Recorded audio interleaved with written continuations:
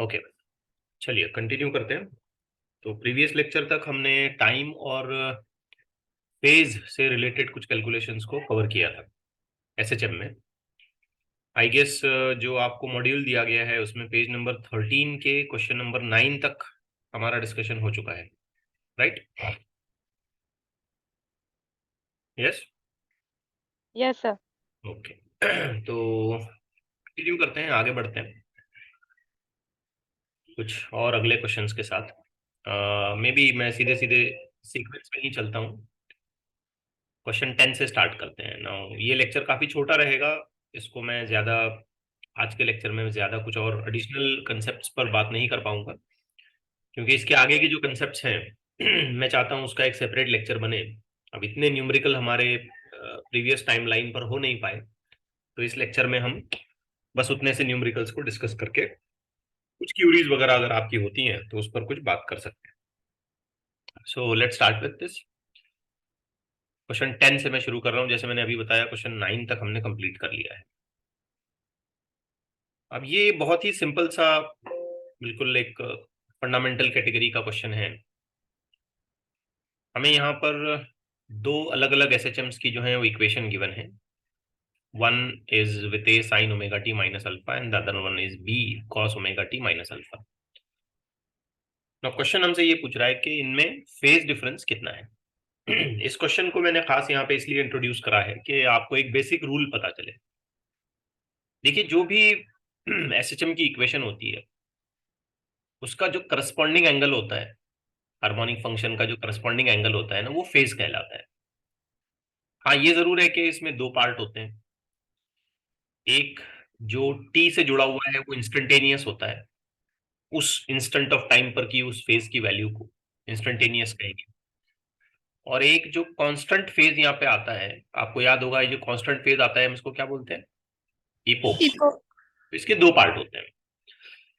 तो अक्सर ये देखा गया है कि जो भी हार्मोनिक फंक्शन होगा उससे करस्पॉन्डिंग जो भी एंगल वहां पे आएगा उसे फेज कहते हैं। अब इस क्वेश्चन में एक छोटी सी ट्रिक है। अब हमसे ये पूछ रहा है कि इन दोनों का फेज में डिफरेंस बताओ। तो बेटा, जब हम इन दोनों के फेजेस को गौर से देखते हैं तो ब्रैकेट्स जो हमें दिखाई देते हैं ओमेगा टी माइनस अल्फा, और दूसरे साइड में भी ओमेगा टी माइनस अल्फा। तो डिफरेंस निकालने का मतलब ये है कि हम दोनों फेजेस को उठा के सब्सट्रैक्ट कर देंगे, है ना? यस। अब बेटा, जब हम इसको सब्सट्रैक्ट करेंगे, ओमेगा टी माइनस अल्फा इधर कर लें, ओमेगा टी माइनस अल्फा इधर कर लें, तो हमको तो वैल्यू जीरो मिल जाएगी, है ना? बिल्कुल सेम ब्रैकेट्स हैं। तो हम यहाँ ऑप्शन में जीरो देख भी रहे हैं और गड़बड़ करके हम जीरो टिक भी कर देंगे। अब यहाँ पर आपको एक बेसिक रूल याद रखना है कि जब भी हम फेज का डिफरेंस निकालते हैं तो हमें एक काम करना होता है कि जो हार्मोनिक फंक्शन है वो सेम करना पड़ेगा। सेम हार्मोनिक फंक्शन जब तक हम नहीं करते हैं तब तक हम फेज का डिफरेंस डायरेक्टली नहीं निकाल सकते। ठीक है। अब यहाँ पर यही कंफ्यूजन क्रिएट किया गया है कि इसका इंडिविजुअल फेज और इसका इंडिविजुअल फेज वैल्यू सेम है, हम बोलेंगे फेज में कोई डिफरेंस ही नहीं है तो हम जीरो कर देंगे। लेकिन ध्यान से देखिए, एक फंक्शन साइन है और दूसरा वाला कॉस। cos। तो हम ऐसे डायरेक्टली इसको सब्सट्रैक्ट नहीं कर सकते। तो यहाँ रूल ये है कि या तो हम इस साइन को कॉस बनाएं या सिंपल है इस कॉस को साइन बनाएं, दोनों में से कोई भी एक। अब यहां पर मैं आपको एक फंडामेंटल ट्रिग्नोमेट्रिक रूल याद रखने के लिए कहूंगा कि इंडिविजुअली साइन और कॉस इस फंक्शन में हमेशा 90 डिग्री का फेज डिफरेंस होता है। इंडिविजुअली एंगल भले आगे कुछ भी हो, फंक्शन वाइज अगर मैं चेक करता हूं, अगर एक तरफ साइन है और दूसरी तरफ कॉस है, तो इनमें कितना फेज डिफरेंस आएगा? 90। 90 डिग्री। इस बात को याद रखिए, चाहे आप आगे करें चाहे पीछे करें। देखिए, sine pi by two plus theta करो या sine pi by two minus theta करो, दोनों केसेस में वो कॉस ही हो रहा है ना? यस। तो हमको एक बेसिक बात यहाँ पे ये याद रखनी है कि साइन में और कॉस में इंडिविजुअली फंक्शन के हिसाब से इन दोनों में कितना फेज डिफरेंस आएगा? हमेशा 90 degree.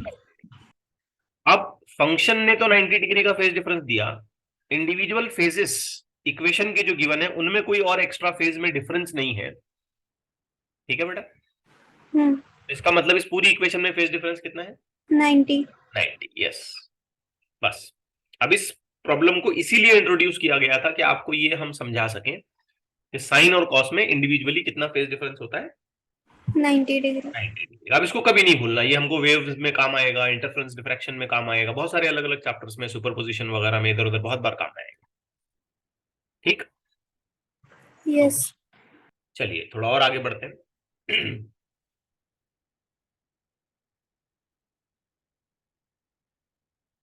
Let's take the next one. A body is executing simple harmonic motion with an angular frequency of 2 radian पर सेकंड। तो ये जो 2 रेडियन पर सेकंड है, ओमेगा। ये ओमेगा है। Good, so this is the value of omega. The velocity of the body 20 body at 20 mm displacement when the amplitude is 60 mm। तो velocity निकालने के लिए कह रहा है। मैं समझता हूँ ये बहुत ही आसान सा क्वेश्चन है, जहाँ पे हमको किसी गिवन डिस्प्लेसमेंट पर वेलोसिटी निकालनी है। तो we have omega and then under root में A square minus X amplitude का स्क्वायर माइनस डिस्प्लेसमेंट का स्क्वायर। बस छोटा सा कैलकुलेशन हमको पूरा करना है। ये ओमेगा हो गया 2। क्वेश्चन देखते ही हमें पता चलता है कि एम्पलीट्यूड जो है वो 60 है, तो हमने लिखा 60 का स्क्वायर माइनस डिस्प्लेसमेंट जो है ये 20 है, तो 20 का स्क्वायर। 60 का स्क्वायर कर लें कितना हो जाएगा यहाँ पे 3600। ठीक है, तो दिस विल बिकम 3600 और 20 का स्क्वायर कर लें ये कितना हो जाएगा 400। ठीक है, तो हम लिख सकते हैं v is equal to 2 under root में 36 में से 400 माइनस कर लें हम, तो हमको आंसर मिलेगा 3200। अब आप इसमें से 100 फैक्टर कॉमन निकाल लें, तो ये हो जाएगा 2 इंटू 10 इंटू रूट में 32, if I am not wrong. इसे 32 इंटू 100 लिखता हूं तो 100 रूट से बाहर आ जाएगा तो 10 हो जाएगा। ठीक है, मैं बहुत बहुत सिंपल तरीके से चीजें आपके सामने रख रहा हूँ, इस अजम्पशन में कि आपको पहले से कुछ नहीं आता है। हर एक चीज छोटी छोटी मैं आपको बता रहा हूँ। ठीक है, इसलिए थोड़ा लेक्चर अपना स्लो और टाइम टेकिंग होता है, बट फंडामेंटल्स आपके क्लियर होते जाएंगे। वेल, कैलकुलेशन पूरा करते हैं। सो ये हो जाएगा 20 रूट 32। अब जरा सोचिए रूट 32, ये मेरे हिसाब से 5.6। हाँ 5.6 के आसपास कुछ हो जाएगा, 5 से ज्यादा। तो डेफिनेटली हमारा जो नंबर है वो 100 से ज्यादा हो जाएगा। अब अंदाजन देखिए 40 तो आंसर नहीं आएगा, 60 भी नहीं आएगा। 113। तो ये एक अंदाजा में हम कह सकते हैं कि 113 मिलीमीटर पर सेकंड एक्सपेक्टेड आंसर है। करेक्ट है, यस। क्योंकि अगर यहाँ 6 आता तब 120 होता ना, उतना भी आगे नहीं जा रहे हम लोग। Getting it? तो थोड़ा सा हमको अंदाजा भी लेते आना चाहिए। Now let's take another question. A body executing SHM has an equation of y is equal to, this equation is given to us. Question है then frequency and maximum velocity of the bodies. तो दो चीजें पूछी हैं, एक तो frequency पूछा है, और यहाँ देखिए फ्रीक्वेंसी हर्ट्ज में है, रेडियन पर सेकंड में नहीं है, मतलब ओमेगा नहीं निकालना है, एन निकालना है, और फिर आगे चल के मैक्सिमम वेलोसिटी भी निकालनी है। सो आई थिंक ये बहुत डायरेक्ट है। ये फैक्टर क्या है बेटा, बता सकते हो? शाबाश, क्योंकि इक्वेशन बच्चों अगर मैं लिखता हूँ ना तो वैसी बनती है ना, a sine omega t plus alpha. Omega t plus या माइनस जो भी हो अल्फा, ये पोक आ जाएगा। अच्छा, आप क्या बता सकते हैं कि ये फैक्टर क्या है? ओमेगा। ओमेगा। Very good. तो सबसे पहले तो हम यहाँ फ्रीक्वेंसी पर काम पूरा कर लेते हैं। तो ओमेगा हमारा हो गया 220, बट ओमेगा होता है 2 पाई एन इज इक्वल टू 220। तो हम लिखेंगे 220 डिवाइडेड बाई 2 पाई, यानी कि 110 डिवाइडेड बाई पाई। अच्छा, पाई की वैल्यू क्या होती है? 3.14। तो मैं सजेस्ट करूंगा 22/7 ले लो, ज्यादा आसान होगा, है ना, कैंसिलेशन हो सकते हैं। Yes sir. ठीक है, अब देखिए ये जो 110 है इसको ऐसे लिखें, ज्यादा आसान होगा।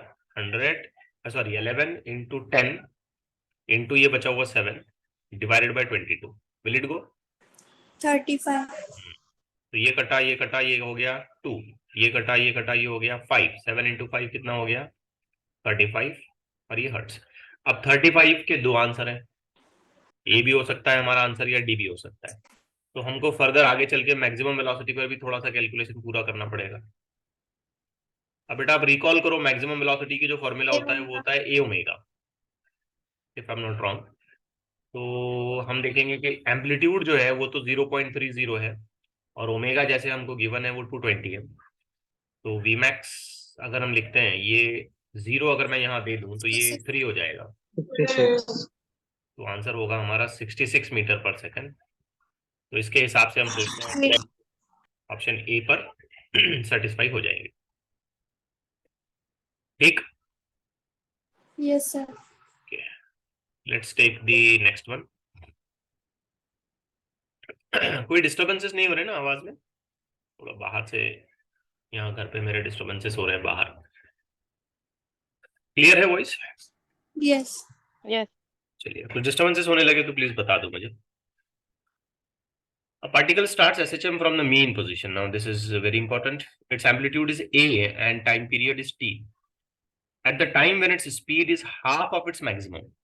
तो ये पूछ रहा है स्पीड आधी कहाँ होगी, तो फिर वहां पे डिस्प्लेसमेंट कितना है। ठीक है, मतलब कितने डिस्प्लेसमेंट पर जाने के बाद उसकी स्पीड आधी हो जाएगी। मैक्सिमम की आधी है, याद रखना। मतलब गिवन कंडीशन को अगर मैं केयरफुली लिखता हूं तो मुझे बोला है कि v is equal to Vmax by 2. V max by 2। बेटा ये v फैक्टर होता है ना, ये तो ऐसा होता है ओमेगा अंडर रूट में A square minus A X square minus x square is equal to V max होता है ओमेगा डिवाइडेड बाई 2। सिंपली यहां से ओमेगा फैक्टर और ओमेगा फैक्टर कट गया। अब आप क्या करो, इसका स्क्वायर करो, तो ये हो गया a square minus x square is equal to a square by 4। If you solve it, we'll be getting a square, sorry, x का square is equal to a square minus a square by 4. Little solution will give us 3a square by 4, यानी कि x is equal to होगा root में 3a by 2। ठीक है, clear है solution? Yes. yes तो अब ये मैं समझता हूं कि इसको एज अ फैक्ट हमें याद भी रखना चाहिए। सिर्फ ये नहीं कि ये सॉल्यूशन कर लिया, एज अ फैक्ट हमें ये याद रखना चाहिए कि through out the motion speed आधी कहाँ होती है। Root 3A by 2. ठीक है, तो इस सिनेरियो को जरा मैं ड्रॉ करता हूं। तो ये अपना मीन पोजीशन है, ये ए है। आप अगर करेक्टली देखें तो जब हम √3a/2 यानी कि तकरीबन यहां पहुंचते हैं तो स्पीड आधी हो जाती है। अब इस चीज को आप और दो तरीके से पहचानो ना बेटा। अगर आप √3a/2 इस जगह का करस्पॉन्डिंग फेज लिखोगे, फेज, तो बेटा ये फेज हो जाएगा 60 डिग्री, यानी कि आप कह सकते हो कि π/3। ठीक है, ऐसे भी सवाल आ सकता है कि कितने फेज पर स्पीड आधी हो जाएगी। अगर पार्टिकल ने मीन से शुरू किया है तो कितना फेज कवर होने के बाद उसकी स्पीड हाफ हो जाएगी। तो आंसर क्लियर है ना, 60 डिग्री या π/3। याद Yes. करें, फेज का पूरा पैटर्न याद करें। दूसरा मैं समझता हूं हमें यहाँ पे ये भी याद रख लेना चाहिए कि ये कितने टाइम पे होगा। तो √3a/2 पे जब हम लोग पहुंचते हैं तो टाइम कितना होता है? Yes, T by T 6. by 8 T by 8 ठीक से सोचिए इस पे। T by 6.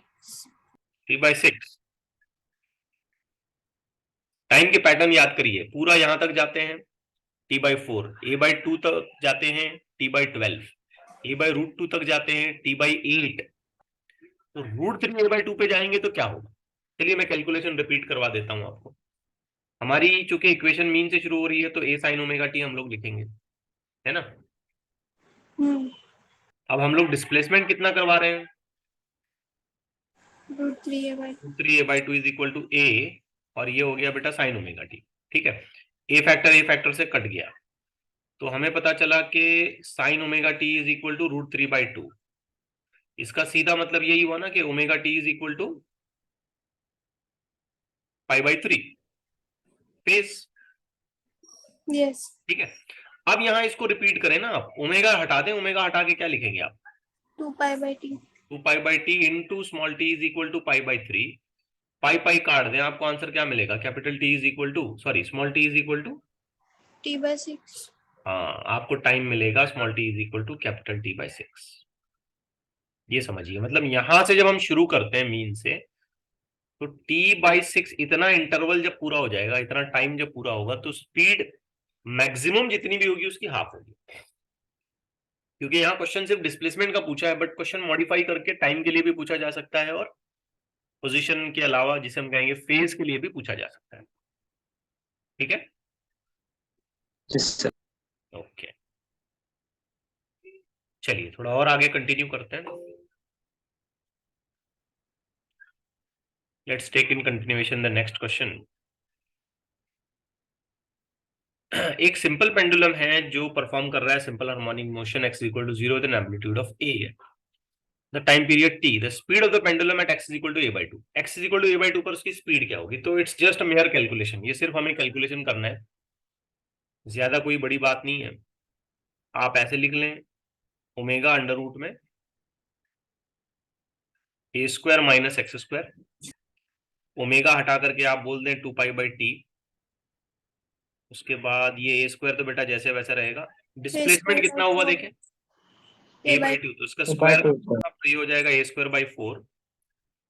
तो ये बस कैलकुलेशन पूरा करना है, कुछ और नहीं करना है यहाँ पे। तो दिस विल बिकम 3a²/4। ठीक है, a² तो बाहर आ जाएगा और ये 4 भी बाहर आ जाएगा। तो let me take one more step to write it,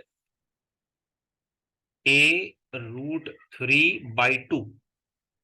ठीक, रूट से अगर मैंने वो सारे फैक्टर्स बाहर ले लिए तो मुझे ये मिलेगा। अब इसमें क्या होगा कि ये 2 और ये 2 तो कैंसिल आउट हो जाएगा, और आप जो एक फाइनल आंसर यहाँ पे क्लेम करेंगे वो क्लेम करेंगे π√3/t। Option A. ठीक, तो इस हिसाब से हमको ऑप्शन ए काफी सूटेबल लग रहा है। आ रहा है ना बच्चों समझ में? Yes. sir. Okay, let's take the next one. A particle is executing SHM if the amplitude is 2 meter and the periodic time is 2 second. Maximum velocity क्या हो? ये तो बहुत ही आसान है, मैं समझता हूँ इसमें मेरी कोई खास रिक्वायरमेंट नहीं होगी सॉल्व करने के लिए। Vmax इज इक्वल टू क्या लिखना चाहिए? ए ओमेगा। Omega. ए जैसे कि हमको बताया है उसका एम्पलीट्यूड 2 मीटर है, और हम लोग जानते हैं ओमेगा हम लोग लिखेंगे 2π/t। तो ये हो गया बेटा 2π, और टाइम पीरियड भी 2 बताया तो 2 कैंसिल हो गया, आंसर आया 2π।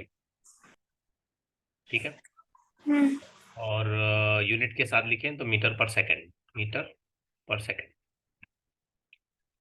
ठीक, चलिए couple of more questions are remaining, खत्म कर देते हैं बात। आज ज्यादा बड़ा लेक्चर मैंने इंटेंशनली प्लान नहीं किया, क्योंकि जो ग्राफिकल रिप्रेजेंटेशन ऑफ एसएचएम मुझे आपको सिखाना है, मैं उसे एक सेपरेट लेक्चर की तरह ट्रीट करना चाह रहा हूँ, नहीं तो फिर ये लेक्चर अराउंड 1.5 आवर तक का चला जाएगा और वो फिर बेनिफिशियल नहीं रहेगा। SHM has an amplitude A and time period T, तो फिर मैक्सिमम वेलोसिटी क्या है? ये भी मैं समझता हूँ बहुत ही ज्यादा सिंपल क्वेश्चन निकल रहा है, अलग से कुछ करने की जरूरत नहीं है मुझे। अब इस बार एम्पलीट्यूड को ए बोला है और ये टाइम पीरियड 2π/t, तो इस हिसाब से आंसर क्या बना अपना? 2π/a/t। ठीक, Yes. Okay, let's take the next one.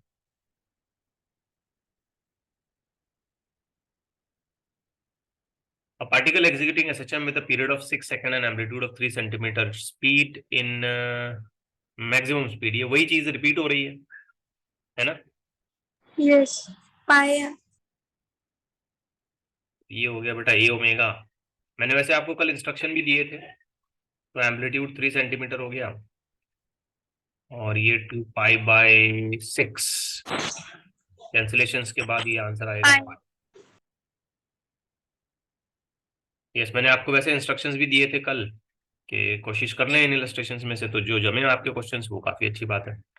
Well, जैसे ही ये चैप्टर हम लोग पूरा कर लेंगे, मैंने टेस्ट प्लान किया है और हमको 10-15 लेक्चर लेने पड़ेंगे इस चैप्टर को पूरा करने के लिए इंशाल्लाह। तो उसके बाद हम लोग एक अच्छा सूटेबल टेस्ट इसका कॉलेज में कंडक्ट करेंगे ऑफलाइन मोड में, और उसका रिजल्ट, और वहीं इमीडिएटली उसके रिजल्ट वगैरह कंप्यूटराइज्ड मैं चेकिंग करा लूंगा उसकी इंशाल्लाह। तो प्रिपरेशन अपना लगातार करते रहें, ठीक है, बिल्कुल लाइटली नहीं लें और इत्मीनान से काम करें, बिल्कुल रिलैक्स कंडीशन में आराम से एकदम मजबूती से पढ़ाई करें, कोई पैनिक वाली सिचुएशन अपने ऊपर न थोपें। इजी है सब कुछ, ठीक है, रिलैक्स मोड में सब कुछ करें, इंशाल्लाह हो जाएगा, ठीक है। समझ आ रही है ना बात? Yes. Yes, sir. कई बार कुछ बच्चों में कंफ्यूजन हो जाता है, रिलैक्स मोड का मतलब क्या है, नेग्लिजेंस है क्या? सर बोलते हैं एकदम आराम से करो, इजीली करो, 11वीं का काम 11वीं में करो, 12वीं का काम 12वीं में करो। तो मेरे बोलने का इंटेंशन कहीं भी ये नहीं है कि किसी चीज को निगलेक्ट करना है। 9th और 10th पढ़े ना ठीक से, 11th और 12th भी उसी टोन में, बिल्कुल आसानी से, इजी तरीके से। जितना चीजों को आप सिंपल रखेंगे बच्चों, उतना आपका रिजल्ट अच्छा आएगा। जितना आप उसको कॉम्प्लिकेट करके हाइपर हो जाओगे, काबिलियत रहने के बावजूद भी फिर अपना रिजल्ट नहीं आता है। ओके, तो चीजों को सिंपल रखना, कंसेप्ट्स पर ज्यादा ध्यान देना, पीवाईक्यूज अच्छे से प्रैक्टिस करना, और मल्टीपल चॉइस क्वेश्चंस की जो कॉपीज मैं आपको प्रोवाइड करूंगा उसमें से थोड़ी प्रैक्टिस कर लेना, बस काफी हो जाएगा। चीजों को सिंपल रखना बस। चलिए एक लास्ट क्वेश्चन अभी है आज के लिए। A body of mass 5 gram is executing SHM about a point with an amplitude of 10 centimeter. Its maximum velocity is 100 centimeter. Its velocity will be 50 centimeter at a distance. तो इसने क्या करा है, हमको मैक्सिमम वेलोसिटी दे दिया है, amplitude बता दिया है। अब ये पूछ रहा है कि 50 सेंटीमीटर पर सेकंड जब इसकी वेलोसिटी होगी तो डिस्प्लेसमेंट कितना है, ठीक है ना। तो let's write the generalized equation for velocity. What equation we have, omega under root में C square by एम्पलीट्यूड का स्क्वायर माइनस एक्स का स्क्वायर, ठीक। अब देखो एम्पलीट्यूड तो गिवन है, अब सिर्फ एक चीज पे हम लोग आके अटक जाते हैं, भाई ओमेगा कितना है। तो ओमेगा निकालने के लिए हम लोग इंटेंशनली क्या करेंगे, वीमैक्स की कंडीशन का इस्तेमाल करेंगे। अब इसकी वीमैक्स वैल्यू तो हमको कितनी बताई इसने, 100, एम्पलीट्यूड कितना बताया 10 तो ओमेगा। अब इसे सॉल्व कर लें तो आपको ओमेगा का आंसर क्या मिलेगा, 10 रेडियन पर सेकंड। अब बस यहाँ डेटा पुटअप कर लें, आपका काम खत्म। ये जो वेलोसिटी है ये 50 है, ओमेगा आपने निकाला 10, एम्पलीट्यूड आपको कितना बताया गया 10 का स्क्वायर, माइनस डिस्प्लेसमेंट हमें निकालना है। सबसे पहले ये 0 0 काट दें, स्क्वायर कर दें, स्क्वायर करने पर ये हो गया बेटा 25, ये हो गया 100 माइनस एक्स का स्क्वायर, देयरफॉर एक्स का square is equal to 100 minus 25, क्या कहते हो, एक्स का square is equal to 75, X is equal to 75। अपने कुछ अच्छे बच्चों के लिए ये सब करना पड़ता है मुझे, है ना। 5√3, ये डिस्टेंस हो गया इसका सेंटीमीटर, ये आप कह सकते हो डिस्प्लेसमेंट हो। तो इतने क्वेश्चंस अपने जिसे कहेंगे लैगिंग थे, बाकी थे, तो इतने आज हमने पूरे कर लिए, और आज के लिए इतना काफी, छोटा सा लेक्चर, ठीक है। Is it okay? Yes. अब मैं रिकॉर्डिंग तो रुका देता हूँ, रिकॉर्डिंग मैं यहाँ पे ऑफ कर दूंगा। आपके डाउट्स अगर कुछ हैं तो मुझे बता दें आप, अब तक जो मैंने आपको सिखाया, मतलब हम ऐसा मान सकते हैं कि एक पर्टिकुलर सेगमेंट हमने पूरा कर लिया। इनिशियल डिस्कशन ऑन एसएचएम हमने पूरा किया, right from definition, acceleration equation, force का इक्वेशन, टाइम पीरियड कैसे निकालते हैं, फेज की इक्वेशंस क्या होती हैं, जनरल टाइम का कैलकुलेशन क्या होता है, वेलोसिटी कैसे गिनी जाती है, और डिस्प्लेसमेंट और पोजीशंस कैसे निकाले जाते हैं। तो इतना तो मैंने आपको बता दिया। इस पूरे प्रोसेस में अगर आपका कोई डाउट है तो बताएं, उस पर मैं डिस्कशन करना चाहूंगा, और रिकॉर्डिंग्स में मैं इसको इंक्लूड नहीं करूंगा।